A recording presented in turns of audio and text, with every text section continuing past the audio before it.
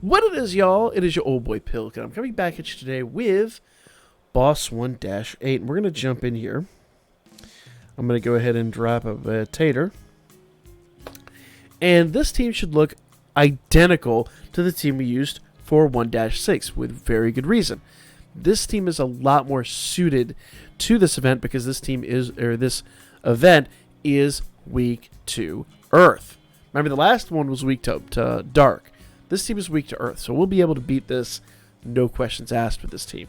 The only exception to this is that our units are going to be using the Stun Anklet. If you do not use the Stun Anklet, you are going to hate life because they're going to stun you left, right, and center. It is possible to forge ahead and beat it. I've beaten it in 12 turns without the Stun Anklets, so imagine how great the Stun Anklet makes this. So just make sure all of your units are using the Stun Anklet, and obviously with Line and Goblin Slayer, they're going to be using the Revolving Amulet. A lot of people have asked, how do you get the units to just do one turn and then bugger off? That's the Revolving Amulet. The Revolving Amulet allows your unit to come in, do their one thing, and then leave. It's a very handy tool. Okay. Now, that is currently on Line and Goblin Slayer. And like I said in the last video, don't worry about Goblin Slayer being max limit broken. We're literally only using him for his 30% physical debuff. Any unit that has that will work there, and then let them go. Also, don't worry about my assists being max limit broken. That is going to make me move a little bit faster through the event, but by no means is it necessary. You'll see by how quickly we just thrash this event. Okay. She does 15% single target damage. That's going to be really important later on when Yuri drops. Ina here and the Max Limit Broken Hestia over there, and I believe that Max Limit Broken Hestia is actually the free-to-play unit. Both of these units are going to do earth damage buffing and debuffing. That's all you really need to know. Just make sure you at least do one or the other, if not both if it's available. But I'm going to be real, you might not have that Hestia if you haven't been playing the game for a good minute. And by a good minute, I mean like since December, so I sincerely don't think any of my EU people are going to have that unit. It sucks. Replace her with somebody else. It's going to be fine. Just replace her with another debuff, and it's going to be fine. Okay.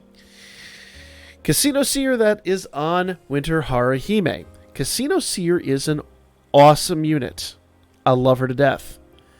You don't need her. In fact, if you really just want to desperately replicate this, the Finn that is incoming tonight, before this event leaves, go ham for him. Just go nuts for that Finn. He'll do the same thing and slightly better. Since he does 33% SA gauge charge per ally instead of 100% per the unit she's tied to, he has the potential to do even faster SA gauge charge. In fact, you could combine the two and create an SA gauge charge meme team like I was talking about in the last video, and we'll fart around with that at some point. We'll make an SA gauge meme team, and it'll be hilarious.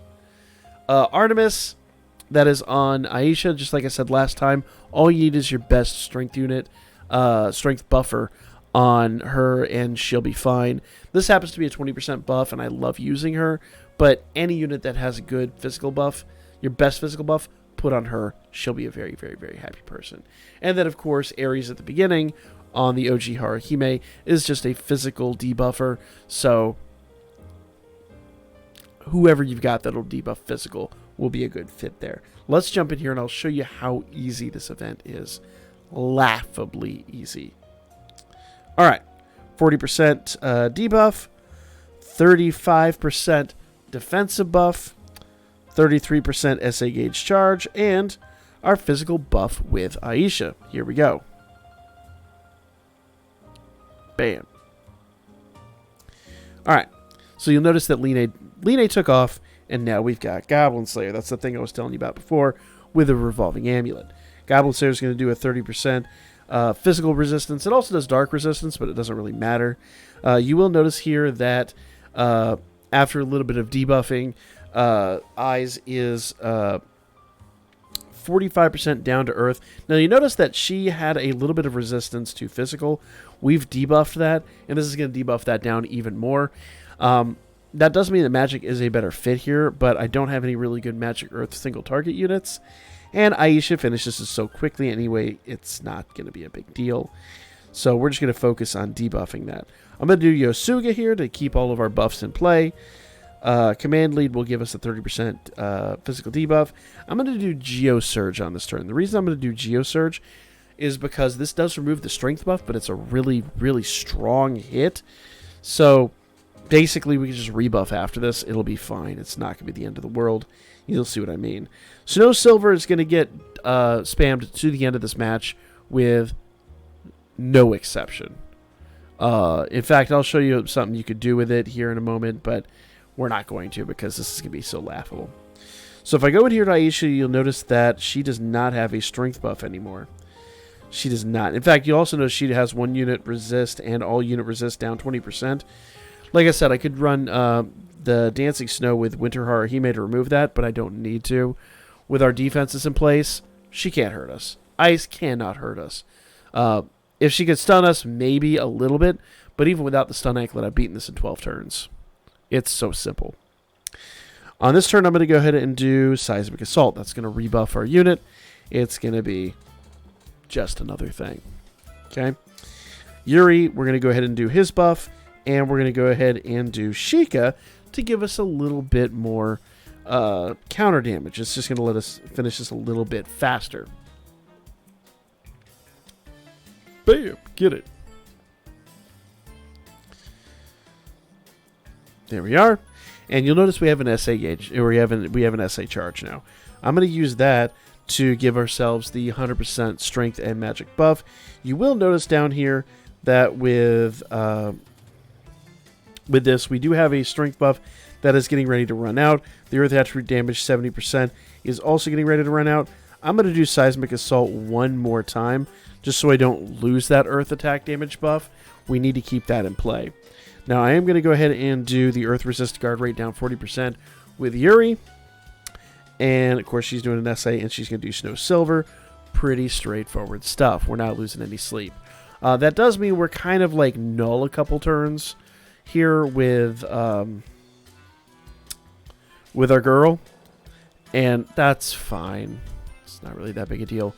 In fact, the more I think about it, I think I was lacking the... I think the way I did it last time with 1-6, I might have been lacking some of the earth damage. We might have been able to beat that faster. I have to go back and look at the footage.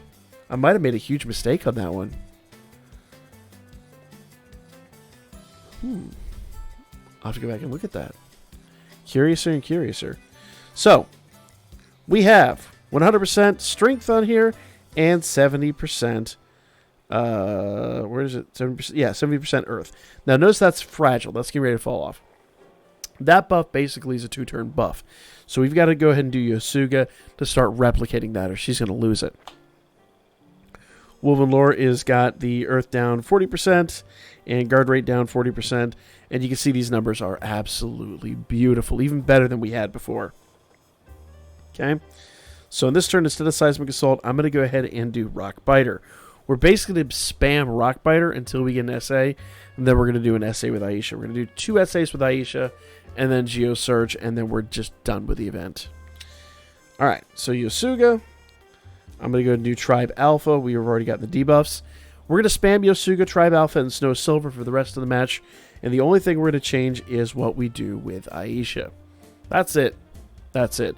Now, I am aware that Yuri does do a 50% physical debuff, but if I'm honest, with how hard Aisha hits as is, so you know she's going to get an SA right here.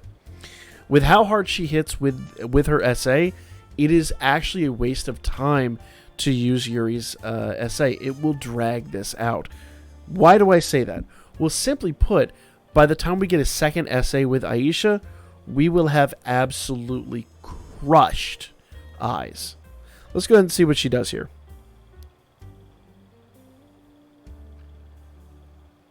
Go, girl! What you got for us? What you got for us? Bam! 500,000. Okay.